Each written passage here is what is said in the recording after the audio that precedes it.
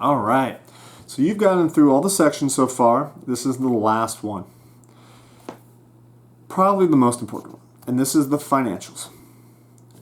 This course, this section, is only, for the most part, going to be a video. There's going to be a couple PowerPoint slides, but really, it's about financials. So we need to break your financials into a couple different things. First of all, we need to break it into projections. So we need to look at what you're going to do in your first year, first 5 years, and then I always like to do the first 10 years. Now, the first 10 years might go array a little bit, but I really like the first 1, 3, 5, and then 10. Within that first one, though, you need to break it out into the first month, first quarter, second quarter, third quarter, and then fourth quarter, and then a whole year. And you need to have a plan and a path of exactly what you're going to do. One of the things with financials is you need to really take a look at what are your expenses going to be, both immediate and then also maybe down the road. So obviously, if you're opening up an office and things like that, you're going to have rent right away, right?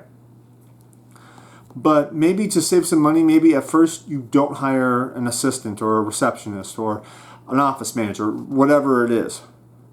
But you know that you've got X amount of revenue that you're going to get. You know that down the road in the next 3 months or 6 months.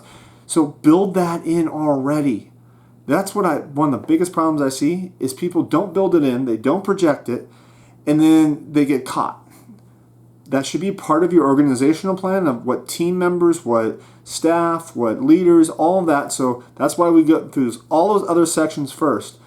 Now you need to build it in. You need to build it in. You know, if you said part of your team is you wanted a CFO, but you know that right now you can't afford one, well, in year 5, have a CFO salary, or year 4, or whatever. You know, as you grow, as you build into it, increase your payroll each year, building up the team that you want. Hopefully that also is increasing the revenue that you want. So all those different things. Also, now you need to take a really solid look at once you've got all your expenses down in the first month, first quarter, second quarter, so on and so forth. Now you got to figure out what is your market price.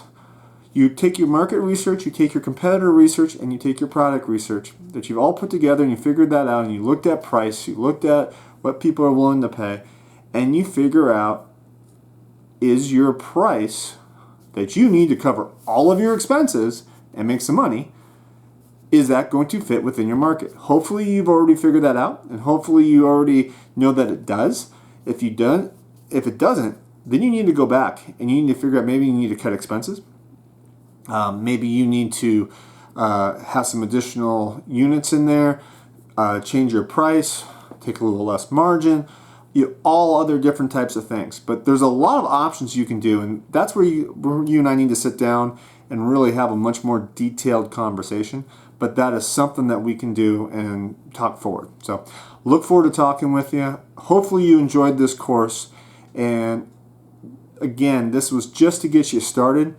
This is where I can help you get a lot more detailed, a lot more specific, and really help you achieve those goals. Thank you so much.